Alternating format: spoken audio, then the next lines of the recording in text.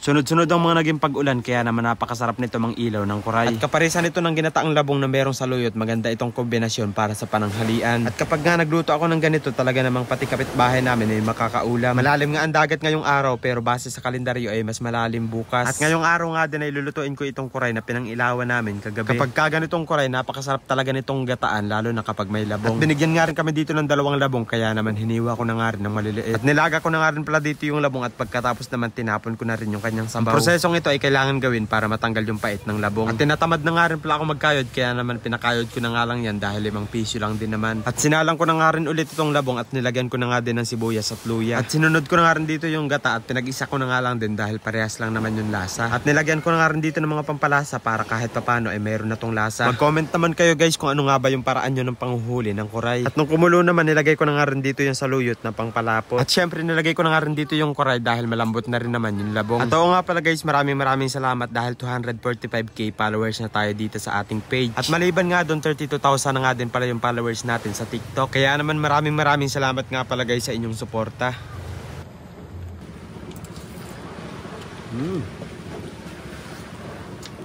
Malambot ng labong. Kaso sarap ng sabaw. The best.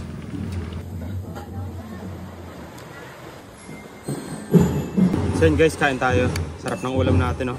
Ginataang kuray. Sarap. Busog na naman ako nito. Kain ng sipit.